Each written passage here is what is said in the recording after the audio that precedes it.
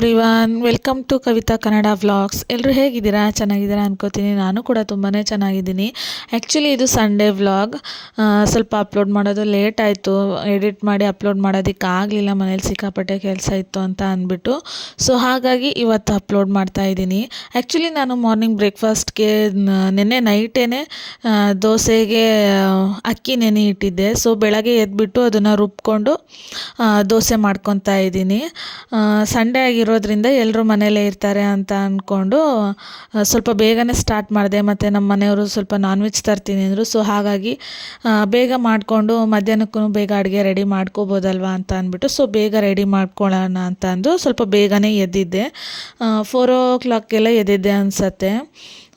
Sunday ಆದ್ರೂ ನೋಡಿ ನಾವು ಅವತ್ತೊಂದಿನಾದರೂ ನಾವು ರೆಸ್ಟ್ ಮಾಡೋಣ ಅಂತ ಅನ್ಕೊತೀವಿ. ಬಟ್ ಏನಾಗತ್ತೆ, ಸಿಗೋದೇ ಒಂದು ಸಂಡೇ ಅಲ್ವಾ. ಮಕ್ಕಳು ನಾನ್ ವೆಜ್ಜು ಆ ಥರ ಬೇಕು ಈ ಥರ ಬೇಕು ಅಂತ ಕೇಳ್ತಾರೆ. ಸೊ ಹಾಗಾಗಿ ನಮಗೆ ಅಂತ ಒಂದು ರೆಸ್ಟ್ ಅನ್ನೋದೇ ಇರೋದಿಲ್ಲ. ನಮಗೆ ಅಂತಂದು ಒಂದು ಫ್ರೀ ದಿನ ಅಂತೂ ಯಾವತ್ತೂ ಇರೋದೇ ಇಲ್ಲ. ಎಲ್ರಿಗೂ, ಕೆಲವರಿಗೆ ಸ್ಕೂಲಿಗೆ ಹೋಗೋರಿಗೆ ಸಂಡೇ ರಜೆ ಇರುತ್ತೆ, ವರ್ಕಿಗೆ ಹೋಗೋರಿಗೆ ಸಂಡೇ ರಜೆ ಇರುತ್ತೆ. ಬಟ್ ಮನೇಲಿ ಕೆಲಸ ಮಾಡೋ ಅಂಥ ವುಮೆನ್ಸಿಗೆ ಮಾತ್ರ ರಜೆ ಅನ್ನೋದೇ ಇರೋದಿಲ್ಲ. ಸೊ ಹಾಗಾಗಿ ದೋಸೆಗೆ ಅಂತ ಹಾಕ್ಕೊಂಡಿದ್ದೆ. ಸ್ವಲ್ಪ ಈಸಿ ಆಗಿಬಿಡತ್ತೆ ದೋಸೆ ಆಗಿಬಿಟ್ರೆ ಅಂತಂದು. ದೋಸೆಗೆ ಏನು ಮಾಡೋದಪ್ಪ ಅಂತಂದು ಯೋಚನೆ ಮಾಡ್ತಾಯಿದ್ದೆ. ಪಲ್ಯ ಎಲ್ಲ ಮಾಡೋದಕ್ಕೆ ಸುಮ್ಮನೆ ಮಾಡಿದ್ರು ಮತ್ತೆ ಮಧ್ಯಾಹ್ನ ಎಲ್ಲ ನಾನ್ ವೆಜ್ಜೇ ಮಾಡ್ಕೊಳ್ಳೋದಲ್ವ, ಸುಮ್ಮನೆ ಅದು ಉಳಿದು ಬಿಡತ್ತೆ ಮತ್ತು ತಿನ್ನೋದಿಲ್ಲ ಮಧ್ಯಾಹ್ನದಲ್ಲಿ ಅಂತ ಅಂದ್ಬಿಟ್ಟು ಸ್ವಲ್ಪ ಕಾಯಿ ಚಟ್ನಿ ಮಾಡ್ಕೊಂಡಿದ್ದೆ. ಹಾಗೆ ನನ್ನ ಹಸ್ಬೆಂಡ್ ಕೂಡ ಅಷ್ಟೊತ್ತಿಗೆ ಸ್ವಲ್ಪ ಲೇಟ್. ನನ್ನ ಮಗಳಂತೂ ಸಂಡೇ ಅಂತ ಅಂದ್ಬಿಟ್ಟು 9:30ಗೆ ಎದ್ದಿದ್ದಾಳೆ. ನನ್ನ ದೊಡ್ಡ ಮಗಳು ಸ್ಕೂಲಿಗೆ ಹೋಗ್ತಾಳಲ್ಲ ಅವಳು, ಯಾವಾಗಲೂ ಅಷ್ಟೋ ತನಕ ಮಲಗೋದಿಲ್ಲ. ಬಟ್ ಏನೋ ಗೊತ್ತಿಲ್ಲ, ಇವತ್ತು ಸಿಕ್ಕಾಪಟ್ಟೆ ಲೇಟ್ ಆಯಿತು ಅಂತಲೇ ಅನ್ಬೋದು ಅವಳು ಎದ್ದಿದ್ದನ್ನು. 9:30 ಅಂದರೆ ತುಂಬ ಜಾಸ್ತಿನೇ ಆಗೋಯ್ತು ಅಂತಲೇ ಅನ್ನಿಸ್ತು. ನಾನು ಮಲಗಿದ್ರೆ ಮಲಗ್ತಾಳೆ ಅಂತಂದು ನಾನು ಎದ್ದೇಳ್ಸೋಕ್ಕೆ ಹೋಗಲಿಲ್ಲ. ಅವ್ರ ಪಪ್ಪ ಎಬ್ಸೋಕ್ಕೆ ಹೋದ್ರು. ಆಮೇಲೆ ನಾನೇ ಅವರಿಗೆ ಮಲಗಿದ್ರೆ ಮಲಗ್ತಾಳೆ ಬಿಡಿ, ಅತ್ಲಾಗೆ ಸಂಡೇ ಅಲ್ವಾ ಇವತ್ತು ಮಲ್ಕೊಳ್ಳಿ, ಇವತ್ತು ಒಂದಿನ ಆರಾಮಾಗಿ ರೆಸ್ಟ್ ಮಾಡಲಿ ಅಂತ ಅಂದ್ಕೊಂಡೆ. ಒಂದು 4 ದಿನದಿಂದ ಮಳೆ, ಸಿಕ್ಕಾಪಟ್ಟೆ ಮಳೆ ಅಂತ ಅಂದು ಸ್ಕೂಲ್ ಬೇರೆ ರಜೆ ಇತ್ತು ಅವಳಿಗೆ. ಸಖತ್ ಎಂಜಾಯ್ ಮಾಡಿದ್ದಾಳೆ ಆಟ ಆಡ್ಕೊತ. ಇಲ್ಲಿ ಎಲ್ಲ ಮಕ್ಕಳೆಲ್ಲ ಎಲ್ರಿಗೂ ಸ್ಕೂಲ್ ರಜೆ ಅಲ್ವಾ. ಸೊ ಹಾಗಾಗಿ ಮನೇಲಿ ಸೇರಿಸ್ಕೊಂಡು ಆಟ ಆಡಿದ್ದು, ಒಳ್ಳೆ ಎಂಜಾಯ್ ಮಾಡಿದ್ಲು. ಹಾಗೆ ಪಾತ್ರೆ ಅವು ಇದ್ದು ಸ್ವಲ್ಪ ಹಾಗೆ ತಕ್ಷಣವೇ ತೊಳ್ಕೊಂಡು ಬಿಡೋಣ, ಮತ್ತೆ ಇಟ್ಕೊಂಡ್ರೆ ಮತ್ತೆ ಜಾಸ್ತಿ ಆಗಿಬಿಡತ್ತೆ. ಆಮೇಲೆ ತೊಳೆಯಬೇಕು ಅಂದರೆ ಟೆನ್ಷನು. ಅದು ಯಾರಿಗೆ ಬೇಕಪ್ಪ, ಒಂದು ಮಾಡುವಾಗಲೇ ಮಾಡ್ಕೊಬಿಟ್ರೆ ಬೆಸ್ಟು. ಆಮೇಲೆ ಇಟ್ಕೊಂಡು ಅಯ್ಯೋ ಇದನ್ನ ಯಾರು ಮಾಡ್ತಾರೆ ಅಂತ ಅನ್ನಿಸ್ಬಿಡತ್ತೆ. ಸೊ ಹಾಗಾಗಿ ಸ್ವಲ್ಪ ಪಾತ್ರೆಗಳನ್ನೂ ವಾಶ್ ಮಾಡ್ಕೊಂಡು ಬಿಡೋಣ ಅಂತ ಅಂದ್ಕೊಂಡೆ. ಆಮೇಲೆ ಅಷ್ಟೊತ್ತಿಗೆ ನನ್ನ ಮಗಳು ಬಂದಳು. ಮಮ್ಮ ಹೊಟ್ಟೆ ಅವಳು ಎದ್ದ ತಕ್ಷಣವೇ ಬಂದಿದ್ದಾಳೆ, ಇನ್ನೂ ಬ್ರಷ್ ಕೂಡ ಮಾಡಿಲ್ಲ. ಹೊಟ್ಟೆ ಹಸಿತಿದೆ ಮಮ್ಮ ಅಂತ ಅಂದ್ಬಿಟ್ಟು. ಆ್ಯಕ್ಚುಲಿ ಲೇಟ್ ಆಯ್ತಲ್ವ ಅವಳು ಹೇಳೋದು. ಸೊ ಹಾಗಾಗಿ ಲೇಟಾಗಿ ಎದ್ದಿದ್ದಕ್ಕೆ ಅವಳಿಗೆ ಬೇಗ ಹಶ್ವಾಗಿಬಿಟ್ಟಿದೆ. ಅದಕ್ಕೆ ಅವಳಿಗೆ ಅಂತಂದು ಬೇಗ ದೋಸೆ ಹಾಕ್ತಾಯಿದ್ದೆ. ಅವಳು ಯಾವ ಥರ ಹೇಳ್ತಾಳೋ ಆ ಥರ ದೋಸೆನೇ ಹಾಕ್ಕೊಡ್ಬೇಕು. ಪುಟಾಣಿ ದೋಸೆ ಅಂದರೆ ಪುಟಾಣಿ ದೋಸೆ, ಇಲ್ಲ ನನಗೆ ಬಿಗ್ ದೋಸೆ ಬೇಕು ಅಂತಾಳೆ. ಬಿಗ್ ದೋಸೆ ಹಾಕ್ಕೊಡ್ಬೇಕು. ಅವಳು ಯಾವ ಥರ ಕೇಳ್ತಾಳೋ ಆ ಥರ ಅವಳಿಗೆ ದೋಸೆ ರೆಡಿ ಮಾಡಿ ಕೊಡಬೇಕು. ಚಟ್ನಿ ಮಾಡಿದ್ದೀನಿ ಅಂತ ಹೇಳ್ತಿದ್ದಂಗೆ ಫುಲ್ ಖುಷಿ ಆಗಿಬಿಟ್ಲು ಅವಳು ಚಟ್ನಿ ಅಂದರೆ ಅಷ್ಟು ಇಷ್ಟ ಅವಳಿಗೆ. ಬರೀ ಚಟ್ನಿ ಅಷ್ಟೇ ಆದ್ರೂ ತಿಂದುಬಿಡ್ತಾಳೆ. ಆ ಥರ ಒಂಥರ ವಿಚಿತ್ರ ನನ್ನ ಮಗಳು ಹೇಳಬೇಕು ಅಂದರೆ. ಚಟ್ನಿ ಅಂದರೆ ಅದೆಷ್ಟು ಸಾರಿ ಚಟ್ನಿ ಹಾಕ್ಸ್ಕೊಂಡು, ಒಂದು ದೋಸೆಗೆ ಎಷ್ಟು ಸಾರಿ ಚಟ್ನಿ ಹಾಕ್ಸ್ಕೊತಾಳೆ ಅವಳಿಗೆ ಗೊತ್ತಿರಲ್ಲ, ಅಷ್ಟು ಚಟ್ನಿ ತಿಂತಾಳೆ. ಸೊ ಅವಳು ಹೇಳಿಬಿಟ್ಟು ಇಷ್ಟು ದೊಡ್ಡ ದೋಸೆ ಹಾಕ್ಸ್ಕೊಂಡಿದ್ದಾಳೆ ನೋಡಿ, ಇಷ್ಟು ದೊಡ್ಡ ದೋಸೆ ತಿಂತಾಳಂತೆ ಅವಳು. ಹಾಗೆ ಅವಳಿಗೂ ದೋಸೆ ಹಾಕ್ಕೊಟ್ಟೆ. ಮತ್ತು ನನ್ನ ಹಸ್ಬೆಂಡು ಬಂದರು, ಅವ್ರಿಗೂ ದೋಸೆ ಹಾಕ್ಕೊಟ್ಟೆ. ಅವ್ರು ತಿಂದ್ಕೊಂಡು ವರ್ಕ್ ಹತ್ರ ಹೋಗಿ ಬರ್ತಾ ಮಟನ್ ತೊಗೊಂಡು ಬರ್ತೀನಿ ಅಂತ ಅಂದರು. ಸೊ ಹಾಗಾಗಿ ಸರಿ ಆಯಿತು ಅಂತ ಅಂದ್ಬಿಟ್ಟು, ಹೇಗೋ ಬರೋದು ಲೇಟ್ ಆಗತ್ತಲ್ವ ಅಂತ ಅಂದ್ಬಿಟ್ಟು ನಾನು ಅತ್ಲಾಗ ದೋಸೆ ಹಾಕ್ಕೊಂಡು ನನ್ನ ಚಿಕ್ಕ ಮಗಳಿಗೂ ತಿನ್ನಿಸಿದ್ರೆ ಆಯಿತು, ಅತ್ಲಾಗ ನಾನು ತಿನ್ಕೊಂಡ್ರಾಯ್ತು. ಆಲ್ರೆಡಿ ಟೈಮ್ ಆಗಿಬಿಟ್ಟಿದೆ ಅಂದ್ಕೊಂಡು ದೋಸೆ ಹಾಕ್ಕೊತಾ ಇದ್ದೀನಿ.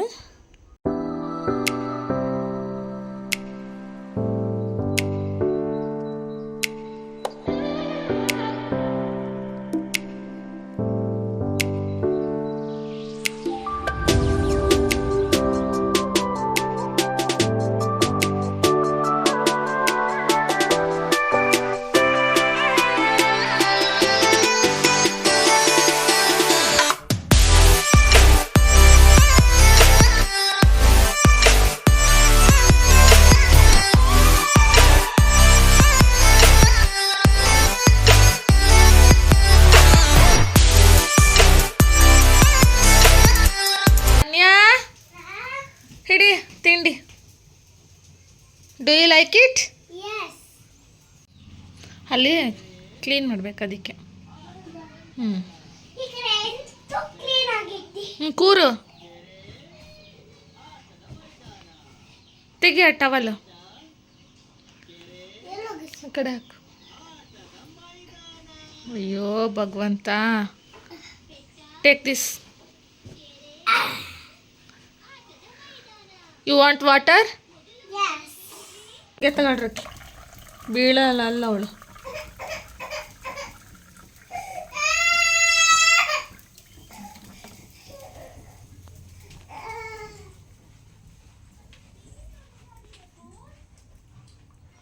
Take it your glass.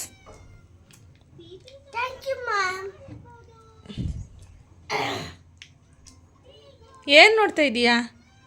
ತಿಂತಾ ಇದ್ದೀನಿ. ಏನು ನೋಡ್ತಾ ಇದೀಯಾ? ಚಿಂತುಕ್ಕೆ ಯಾವುದದು? ದೂರ.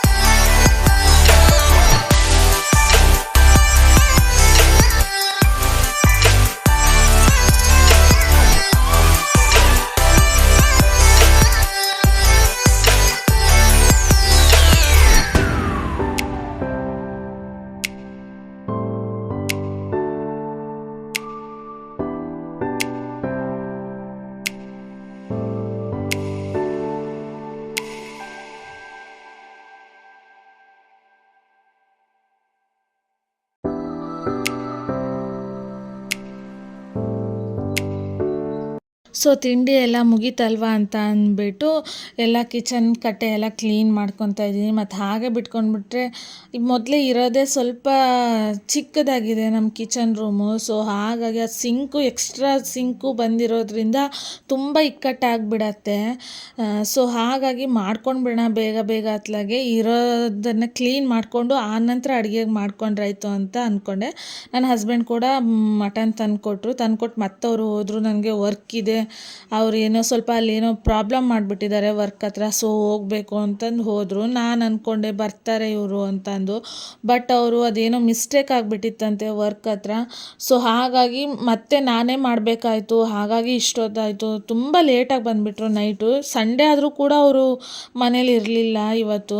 ಸೊ ಹಾಗಾಗಿ ನಾವು ಪ್ಲ್ಯಾನ್ ಮಾಡ್ಕೊಂಡಿದ್ವಿ ಎಲ್ಲಾದರೂ ಹೊರಗೆ ಹೋಗೋಣ, ತುಂಬ ದಿನ ಆಯಿತು, ಮಳೆ ಕೂಡ ಸ್ವಲ್ಪ ಕಡಿಮೆ ಇತ್ತು, ಇಲ್ಲೇ ಎಲ್ಲಾದರೂ ಹೋಗಿ ಬರೋಣ ಅಂತ ಪ್ಲ್ಯಾನ್ ಮಾಡ್ಕೊಂಡಿದ್ವಿ. ಇರೋದೊಂದು ಸಂಡೇ, ನಮಗೋಸ್ಕರ ಅಲ್ದಿದ್ರು ಮಕ್ಕಳಿಗೋಸ್ಕರನಾದರೂ ಹೋಗಬೇಕಲ್ವ. ಸೊ ಅವಳಿಗೋಸ್ಕರ ಹೋಗೋಣ ಅಂತ ಅಂದ್ಕೊಂಡ್ವಿ. ಅವಳು ತುಂಬ ಹಠ ಮಾಡ್ತಿದ್ಲು ಅಂತ. ಬಟ್ ಅವ್ರು ಹೋದರೂ ಬರಲೇ ಇಲ್ಲ. ರಾತ್ರಿ 9 ಗಂಟೆಗೆ ಬಂದರು. ಮಟನ್ ತಂದುಕೊಟ್ಟೋಗಿದ್ರಲ್ವ. ಸೊ ಬೇಗ ಬೇಗ ಅಡುಗೆ ಮಾಡಿದೆ. ನಾನು ಅಂದ್ಕೊಂಡೆ ಅವ್ರು ಊಟಕ್ಕೆ ಬರೋದಿಲ್ಲ ಅಂತ ಅಂದ್ಕೊಂಡೆ. ಸೊ ಅವರು ಫೋನ್ ಮಾಡಿಬಿಟ್ಟು ಊಟಕ್ಕೆ ಬರ್ತಾಯಿದ್ದೀನಿ, ನನ್ನ ಜೊತೆ ಇನ್ನೊಬ್ರು ಇದ್ದಾರೆ ಅಂತಂದರು. ಸೊ ಹಾಗಾಗಿ ಸರಿ ಆಯಿತು ಬನ್ನಿ ಅಡುಗೆ ಆಗಿದೆ ಅಂತ ಅಂದೆ. ಅವರು ಬೇಗ ಬೇಗ ಅಡುಗೆ ಮಾಡಿಟ್ಟು ಮುಗಿಸಿದ್ನಲ್ಲ. ಸೊ ಅವ್ರು ಬಂದರು, ಅವ್ರಿಗೂ ಊಟಕ್ಕೆ ಬಡಿಸ್ಬಿಟ್ಟು ನಂತರ ಅವರು ವರ್ಕಿಗೆ ಹೋದರು. ಮಟನ್ ಮಾತ್ರ ತುಂಬ ಚೆನ್ನಾಗಿತ್ತು. ನಮ್ಮ ಮನೇಲಿ ಆಲ್ಮೋಸ್ಟು ನನ್ನ ಮನೇಲಿ ನಮ್ಮ ಹಸ್ಬೆಂಡ್ ತರೋದು ಮಾತ್ರ ಇದೇ ಥರ ಫ್ರೆಶ್ ಮಟನ್ನು ಮತ್ತು ಎಳೆ ಮಟನ್ನೇ ತರ್ತಾರೆ ಅವರು. ಬಲ್ತಿರೋದಾದರೆ ಟೇಸ್ಟು ಇರೋಲ್ಲ, ಅದರಲ್ಲಿ ಏನೂ ಇರೋದೇ ಇಲ್ಲ, ಮೂಳೆ ಒಂದೇ ಇರುತ್ತೆ. ಸೊ ಹಾಗಾಗಿ ನಾವು ಆಲ್ಮೋಸ್ಟ್ ಯಾವಾಗಲೂ ಇದೇ ಥರ ಮಟನ್ನೇ ತರೋದು. ನಮ್ಮ ಮನೇಲಿ ಯಾರೇ ಗೆಸ್ಟ್ ಬಂದರೂ ಅಷ್ಟೇ, ನಮ್ಮ ಅಪ್ಪಾಜಿ ಬಂದ್ರಂತೂ ಇದೇ ಥರನೇ ಚೆನ್ನಾಗಿರುತ್ತೆ ಮಟನು, ಎಳೆ ಮಟನ್. ಕೆಲವ್ರು ಹೇಳ್ತಾರೆ ಎಳೆ ಮಟನ್ನು ಟೇಸ್ಟೇ ಇರಲ್ಲಪ್ಪ, ಬಲ್ತ್ ಮಟನ್ ಆದರೆ ಟೇಸ್ಟ್ ಇರುತ್ತೆ ಅಂತಂದು. ನಿಜವಾಗ್ಲೂ ಹೇಳಬೇಕು ಅಂದರೆ ಎಳೆ ಮಟನ್ನೇ ತುಂಬ ಟೇಸ್ಟ್ ಬರೋದು. ಆ ರುಚಿ ಅವ್ರಿಗೆ ಗೊತ್ತಿಲ್ಲ ಅಷ್ಟೇ, ಅದಕ್ಕೆ ಹೇಳ್ತಾರೆ ಆ ಥರ. ನಮ್ಮ ಮನೇಲಿ ಆಲ್ಮೋಸ್ಟ್ ನಾವೆಲ್ಲ ಇದೇ ಥರನೇ ಮಟನ್ ತರೋದು. ಒಂಚೂರು ಹೆಚ್ಚು ಕಡಿಮೆ ಆಗಿ ಎಲ್ಲೂ ಸಿಗಲಿಲ್ಲ ಅಂತಂದು ಎಲ್ಲಾದರೂ ಚೂರು ಬಲ್ತಿದ್ದು ತಂದುಬಿಟ್ರೆ ಅದು ಖಾಲಿನೇ ಆಗೋದಿಲ್ಲ ನಮ್ಮ ಮನೇಲಿ, ಸುಮ್ಮನೆ ಹಾಗೆ ಉಳಿದಿರತ್ತೆ. 2-3 ದಿನ ತಳ್ಕೊಂತಾನೆ ಹೋಗ್ತಾ ಇರತ್ತೆ. ಬಟ್ ಇದಾದರೆ 2 ಹೊತ್ತು ಆಗೋದಿಲ್ಲ ನೋಡಿ. ಬೆಳಗ್ಗೆ ಮಧ್ಯಾಹ್ನ ಮತ್ತು ರಾತ್ರಿಗೆ ಖಾಲಿ ಆಗಿಬಿಡತ್ತೆ. ಅಷ್ಟು ಚೆನ್ನಾಗಿರುತ್ತೆ ಅಂತಲೇ ಹೇಳ್ಬೋದು. ನನ್ನ ಹಸ್ಬೆಂಡ್ ಚೆನ್ನಾಗಿದೆ ಅಂತಂದು ತಿಂದುಬಿಟ್ಟಿದ್ದಾರೆ. ನಾನು ಮೊದಲೇ ಹೇಳಿದೆ ಊಟಕ್ಕಿಲ್ಲ ನೋಡಿ, ನೈಟ್ ಬಂದರು ಅವರು. ನಂದು ಸ್ವಲ್ಪ ಬೇಗ ಊಟ ಆಯಿತು, ಅವ್ರು ಲೇಟಾಗಿ ಬಂದರು. ನಾನು ನೈಟ್ ಊಟಕ್ಕೆ ಬಂದರು. ಮೊದಲೇ ಎಲ್ಲ ಫುಲ್ ತಿಂದು ಖಾಲಿ ಮಾಡಿಬಿಟ್ಟಿದ್ದಾರೆ. ಊಟಕ್ಕೆ ಕೂತ್ಕೊಂಡಾಗ ಅಯ್ಯೋ ಮಟನ್ ಇಲ್ವಾ ಅಂತಂದರು. ನಾನು ಆವಾಗಲೇ ಹೇಳಿದ್ನಲ್ಲ ರೀ, ಮಟನ್ ಇಷ್ಟೇ ಇರೋದು, ನೋಡ್ಕೊತೀನಿ, ಮತ್ತು ಊಟಕ್ಕೆ ನಿಮ್ಗೆ ಸೈಡ್ಸ್ ಬೇಡವಾ ಅಂತ ಹೇಳಿದರೆ ಸುಮ್ಮನೆ ತಿಂತಾಯಿದ್ದೀರಲ್ಲ ಅಂತಂದೆ. ಆಮೇಲೆ ಅವರು ಊಟ ಮಾಡಲೋ ಬೇಡವೋ ಅಂತ ಅಂದ್ಕೊಂಡು ಊಟ ಮಾಡಿದರು. ಈ ಥರ ಆಗಿಬಿಡತ್ತೆ. ಆ್ಯಕ್ಚುಲಿ ಇದೆ ಪೇಟೆಯಿಂದ ಕೊತ್ತಂಬರಿ ಸೊಪ್ಪು ತರಕ್ಕೆ ಹೇಳಿದ್ದೆ. ನಮ್ಮ ಮನೇಲಿ ಕೊತ್ತಂಬರಿ ಸೊಪ್ಪು ಆಲ್ಮೋಸ್ಟ್ ಅಡುಗೆಗೆ ಬಳಸೋದ್ರಿಂದ 4 ಕಟ್ಟು ತಂದರೂ ಕೂಡ ನನಗೆ ವಾರದಲ್ಲಿ ಬರೋದಿಲ್ಲ ಅಡುಗೆಗೆಲ್ಲ ಯೂಸ್ ಮಾಡೋದ್ರಿಂದ. ಆ ಕೊತ್ತಂಬರಿ ಕಟ್ಟು ಸ್ವಲ್ಪನೂ ಚೆನ್ನಾಗಿರಲಿಲ್ಲ ಕಣ್ರಿ. ಅದೆಷ್ಟು ಕೆಟ್ಟದಾಗಿತ್ತು ಅಂದರೆ ಅದರಲ್ಲಿ ಆರಿಸ್ಕೊಂಡ್ರೆ ನೀಟಾಗಿ ಒಂದು ಹಿಡಿ ಕೂಡ ಸಿಗ್ತಾ ಇರಲಿಲ್ಲ ಒಂದು ಕಟ್ಟಲ್ಲಿ. ಅಷ್ಟು ಕೆಟ್ಟದಾಗಿತ್ತು ಕೊತ್ತಂಬರಿ ಕಟ್ಟು.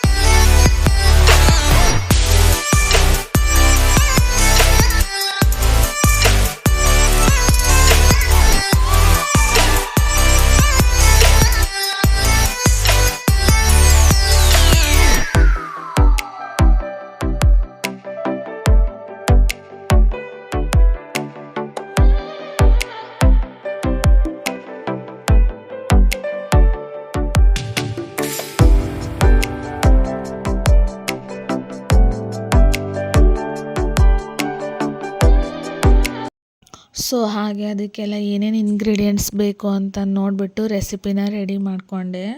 ಸ್ವಲ್ಪ ಮಟನ್ ಅದು ಬೇಯಲಿಕ್ಕೆ ಸ್ವಲ್ಪ ಟೈಮ್ ಹಿಡಿಯುತ್ತಲ್ವ, ಸೊ ಹಾಗಾಗಿ ಕುಕ್ಕರಲ್ಲಿ ಹಾಕಿಬಿಟ್ಟು ಅದು ಬೆಂದ ಮೇಲೇ ನಾನು ರೆಸಿಪಿನ ರೆಡಿ ಮಾಡಿಕೊಂಡೆ.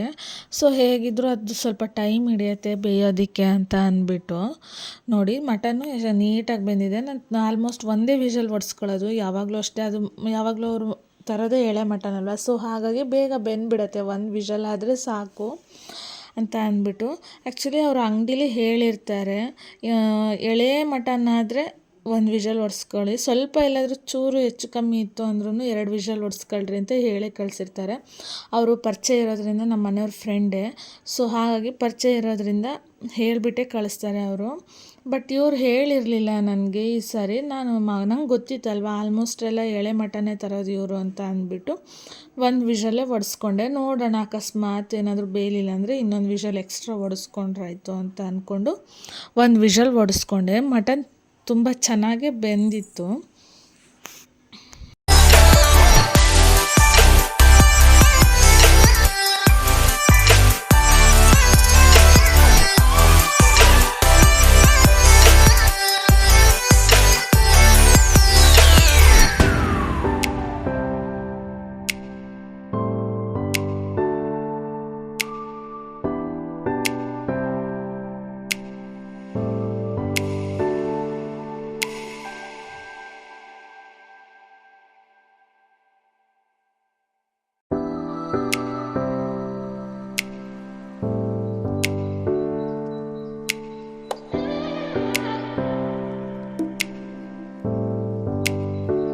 ಸೊ ಹಾಗಾಗಿ ಇದನ್ನು ರೆಡಿ ಮಾಡಿಕೊಂಡೆ. ಫೈನಲಿ ರೆಡಿ ಆಯಿತು ಅಂತಲೇ ಹೇಳ್ಬೋದು. ನೋಡಿ ಎಷ್ಟು ನೀಟಾಗಿ ರೆಡಿಯಾಗಿದೆ.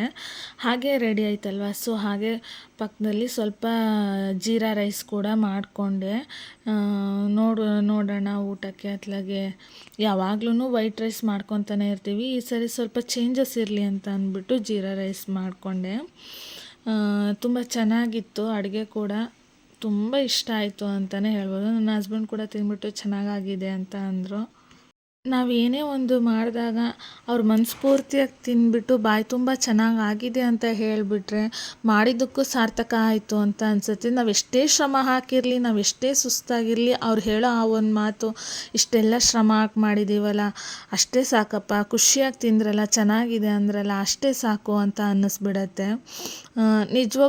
ನಿಜವಾಗ್ಲೂ ಮನೇಲಿ ನಾವು ಇಷ್ಟಪಟ್ಟು ಅಡುಗೆ ಮಾಡಿದಾಗ ಇಂಥ ಒಂದು ಒಪಿನಿಯನ್ ಸಿಕ್ತು ಅಂದರೆ ತುಂಬಾ ಖುಷಿ ಆಗುತ್ತೆ ಅಂತಲೇ ಹೇಳ್ಬೋದು. ಎಲ್ಲರೂ ಬಯಸೋದೇ ಅದನ್ನು. ನಾವಿಷ್ಟು ಪ್ರೀತಿಯಿಂದ ಅಡುಗೆ ಮಾಡಿರ್ತೀವಿ, ಚೆನ್ನಾಗಿದೆ ಅಂತಂದು ಅವ್ರ ಬಾಯಲ್ಲಿ ಒಂದು ಮಾತು ಬಂದರೆ ಸಾಕು ಅಂತ ಅನ್ನಿಸ್ಬಿಡತ್ತೆ. ಅದೇ ಒಂಥರ ನಮಗೆ ಎನರ್ಜಿ ಅಂತಲೇ ಹೇಳ್ಬೋದು. ಸೊ ಹಾಗೆ ಆಯ್ತಲ್ವ ಅಡುಗೆ ಎಲ್ಲ. ಹಾಗೆ ಮತ್ತೆ ನೀಟಾಗಿ ಕಿಚನ್ನ ನೀಟಾಗಿ ಎಲ್ಲ ಒರೆಸಿಟ್ಕೊತಾ ಇದ್ದೀನಿ. ಮಾಡ್ಕೊಳ್ಳೋದ್ರಿಂದ ಸ್ವಲ್ಪ ಫ್ರೀ ಆಗ್ತೀನಿ ಅಂತ.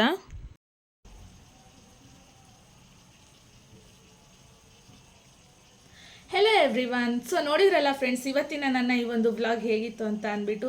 ಪ್ಲೀಸ್ ಇನ್ನೂ ಯಾರೆಲ್ಲ ನನ್ನ ಒಂದು ಚಾನಲ್ಗೆ ಸಬ್ಸ್ಕ್ರೈಬ್ ಆಗಿಲ್ವೋ ದಯವಿಟ್ಟು ಸಬ್ಸ್ಕ್ರೈಬ್ ಮಾಡ್ಕೊಳ್ಳಿ. ಹಾಗೆ ಈ ಒಂದು ವಿಡಿಯೋಗೆ ಲೈಕ್ ಕೊಡಿ, ಶೇರ್ ಮಾಡಿ, ಮತ್ತು ನಿಮ್ಮ ಫ್ರೆಂಡ್ಸು ಫ್ಯಾಮಿಲಿಗೂ ಕೂಡ ಹೇಳಿ ಈ ಒಂದು ಪೇಜ್ ಬಗ್ಗೆ. Thank you all.